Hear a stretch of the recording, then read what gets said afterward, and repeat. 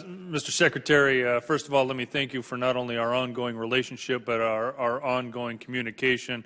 You've had a great open door policy. We've discussed about a number of issues that are very important and some very timely issues. And I wanted to just follow up on Mrs. Hahn's questions on the ports. You and I have discussed the ports. Her down in Long Beach, me in the northern part of the state with Oakland. This was a California problem. Now it's a national problem. It was an issue with a number of imports that were getting stuck. Now we have a number of exports, many of which are perishable.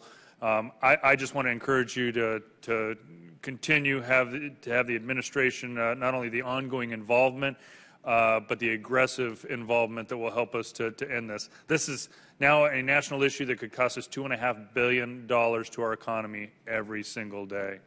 So, again, you don't have to answer today, but I just wanted to say thank you for the communication and involvement in the issue. I did want to just touch on an issue with rail safety. You and I have had a number of discussions about that as well. Two in particular. Again, thank you for your efforts with our previous, but also our next hearing on rail safety. The tank car rule, while the administration is over a month behind on that, it's my understanding that that rule is now at OMB. I would ask you to comment on what you think that timeline will be before we see that as a committee. And then secondly, I noticed in the budget there's $3 billion available over the next 6 years for PTC, positive train control. Is that 6-year a suggestion that it would be a 6-year extension to the PTC mandate? Okay. First of all, thank you, Mr.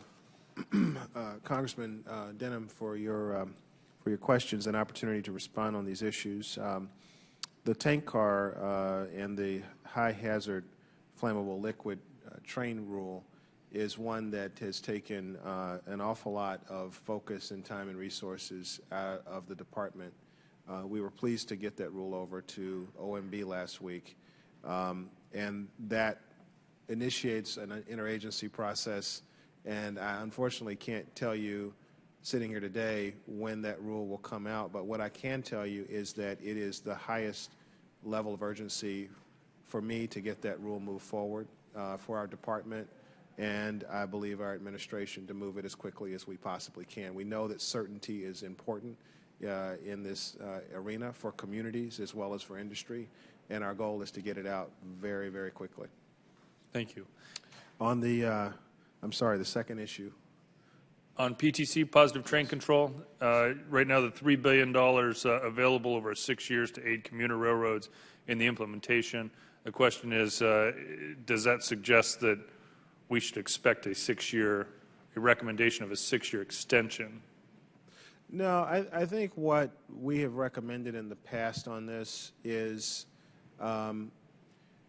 continuing to hold the industry's feet to the fire in terms of getting PTC done as quickly as possible. Our approach would be essentially to give us the tools within FRA to work individually with each of the railroad companies to develop plans that get them there as quickly as possible, as opposed to having a blanket extension which could delay all of the implementation to a point in the future. So that's our approach, and we think it's a prudent and practical one.